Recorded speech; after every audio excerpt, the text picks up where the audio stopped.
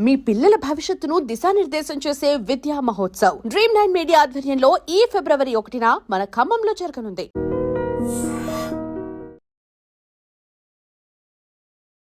నమస్కారం. Welcome to I dream. ధర్మ మార్గం విత్ విజిత కార్యక్రమానికి స్వాగతం.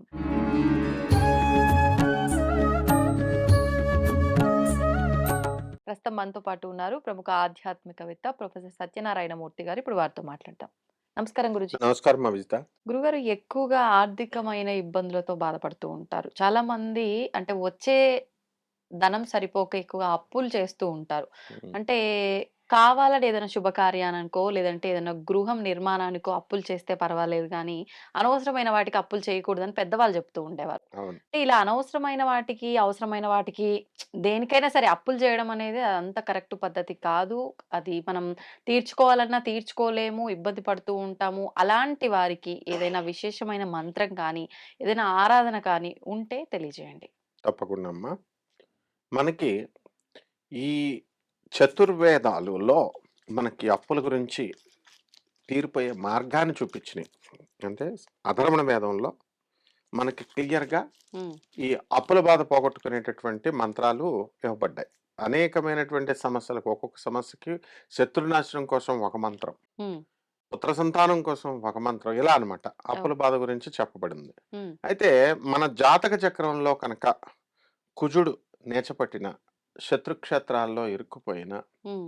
లేకపోతే శత్రు స్థానాల్లో ఉన్న, శత్రు గ్రహాలు చూసిన, ఇలా కొన్ని పర్టికులర్ కేసెస్ ఉంటాయన్నమాట, క్లాజెస్. హ్మ్. ఆ క్లాజెస్లో పడినప్పుడు అప్పుల బాధలోకి వెళ్తారు వీళ్ళు. హా!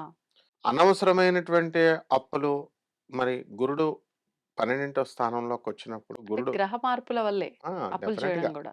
హ్మ్. గురుడు వ్యయంలో ఉన్నప్పుడు ఆటోమేటిక్గా అప్పు చేయడం చేత కాని వాడు కూడా అప్పు చేసేస్తాడు. హ్మ్. అసలు సాధారణంగా మనము ఒక ఇల్లు కడుతున్నాం అనుకో, అవును. అప్పుడు అందరినీ అప్పులు అడిగితే ఎవరు ఇవ్వనటువంటి వాళ్ళు మన గురుడు 8వ ఇంట్లోకి వస్తే, ఇది ఉంచమ్మా, ఇగో డబ్బులు ఉంచు, ఇదిగో ఇల్లు కట్టేసిన తర్వాత ఇవ్వండి అని చెప్పేసి వాళ్ళు ఇచ్చి వెళ్ళడం జరుగుతుంది మనం ఎక్కువ ప్రయాస పడకుండానే మన దగ్గరికి. సునాయాసంగా. హ్మ్. అందుకనే ముహూర్తాల్లో కూడా చాలా ముహూర్తాల్లో అష్టమ గురుడు యొక్క ఉన్నా సరే, ఈ శంకుస్థాపన ముహూర్తాలు వీటిల్లో ముహూర్తాల్లో పెడుతూ ఉంటారు. అంటే దీన్ని బట్టి మనకు అర్థమైంది ఏమిటంటే, కుజగ్రహము, గురుగ్రహము డబ్బులు ఇచ్చేటటువంటి వాడు ధనకారకుడు. హ్మ్. మరి అటువంటి ఆయన ఈ యొక్క డబ్బునిచ్చేటటువంటి గురుగ్రహం బాగుండాలి. అలాగే కుజగ్రహము శత్రుక్షేత్రాల్లో లేకుండా మంచిగా ఉన్నప్పుడు అప్పులు మనం చెయ్యం. ఆ! ఓకే.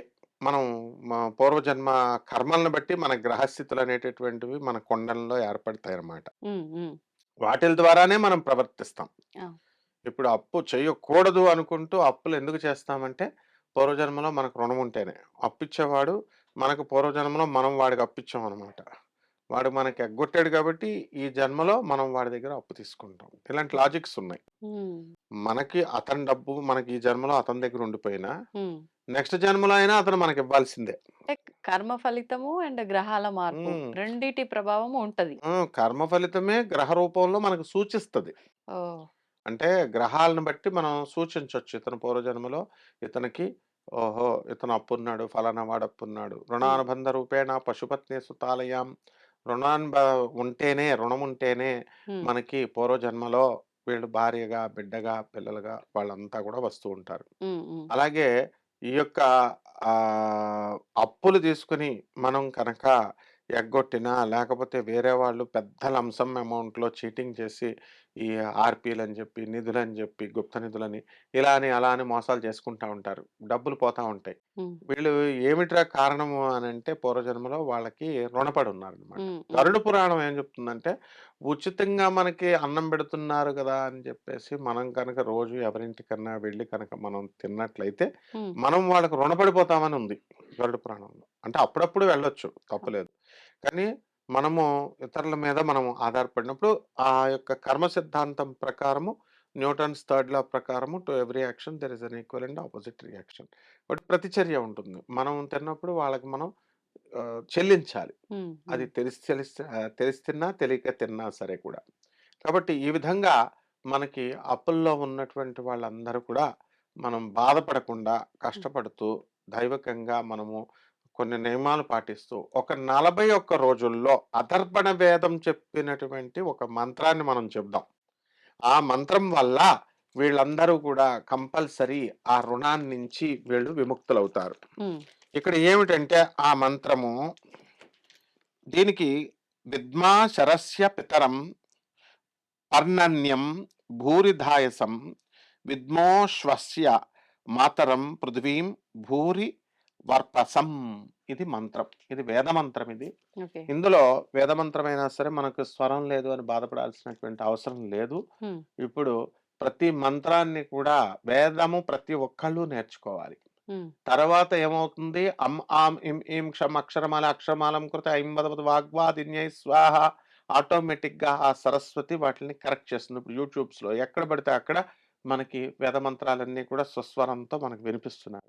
కాబట్టి ఓం భూర్భువః స్వః తత్సవితుర్వరేణ్యం భర్గో దేవస్య ధీమహి ధియో యో నః ప్రచోదయాత్ అనే మంత్రం ఉండేది. ఆ మంత్రము హ్మ్. మనము ఇప్పుడు లేడీస్ చదవకూడదనేవారు. ఇప్పుడు పాడిన వాళ్ళే యూట్యూబ్‌లో లతా మంగేష్కర్, ఎంఎస్ సుబ్బలక్ష్మి గారు, అనురాధ పౌడ్వాల్, కవిత పౌడ్వాల్, నా శిష్యురాలు కవిత పౌడ్వాల్ వీళ్ళంతా పాడారు. ఇప్పుడు చక్కగా వాళ్ళ పాడడం వల్ల ఇప్పుడు వేలాది మంది స్త్రీలు కానీ, చదువురానటువంటి వాళ్ళు కానీ, వాళ్ళ స్వరం తెలియనటువంటి వింటారు. వాళ్ళందరూ కూడా నేర్చుకున్నారు చక్కగా. అవును. ఇదే విధంగా ఈ మంత్రాన్ని 41 రోజులు చేయాలమ్మా. హ్మ్. దీనికి ఋషి అథర్వ, దేవతలు పర్జన్య అనేటటువంటి దేవతలు, ఛందస్సు ఉంటుంది, అనుష్టుప్ ఛందస్సు, త్రిపద నిర్మాణ ఆ, గాయత్రి అన్నమాట. అందువలన ఈ మంత్రాన్ని మళ్ళీ చెప్తున్నాను. నిద్మా శరస్య పితరం పన్నన్యం భూరిధాయసం విద్మో శ్వస్య మాతరం పృథ్వీం భూరి వర్పసం. ఈ మంత్రాన్ని కనుక ఎవరైతే 41 రోజుల పాటు వీళ్ళు కనుక చేసుకున్నట్లయితే మినిమం నియమనిష్టలతో ఎవరైనా చేయొచ్చు. ఎవరైనా చేయొచ్చు.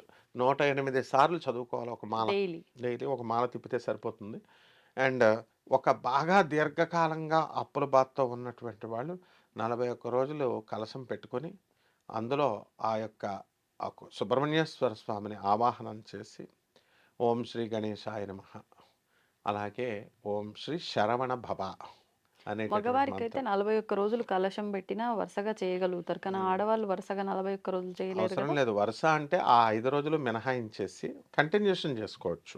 ఓకే. మళ్ళీ మొదలు నుంచి చేయాల్సినటువంటి అవసరం లేదు. ఎప్పుడు కూడా ఎవరైతే కంప్లీట్ అవ్వదు అట్లయితే ఇంకా. మళ్ళీ మొదటి నుంచి చేస్తే. అందుకని అందుకని ఆ 5 రోజులు వదిలేసి మిగతాది శుద్ధయిన తర్వాత మనము మిగతా రోజుల్లో మనం కంటిన్యూషన్. కంటిన్యూషన్ చేసుకోవచ్చు. 41 రోజులు కఠిన బాధల్లో మారేడాకును తెచ్చి చక్కగా హ్మ్. శివుడి మీద లేదా సుబ్రహ్మణ్యేశ్వర స్వామి పాదాల దగ్గర, శివుడి పాదాల దగ్గర హ్మ్. ఈ యొక్క మారేడాకుని ఆ హ్మ్. సీజన్లో దొరికేటటువంటి పుష్పాలని, ముఖ్యంగా ఎర్రని పుష్పాలు కనుక ఉన్నట్లయితే ఆ స్వామివారు పాదాల దగ్గర పెట్టి మంత్ర జపం చేసుకొని చిన్న గుడోదక నివేదనం అంటే ఈ యొక్క బెల్లం ముక్క నైవేద్యాన్ని కనుక పెట్టినట్లయితే సరిపోతుందమ్మా. ధన్యవాదాలు గురూజీ. ధన్యవాదాలు.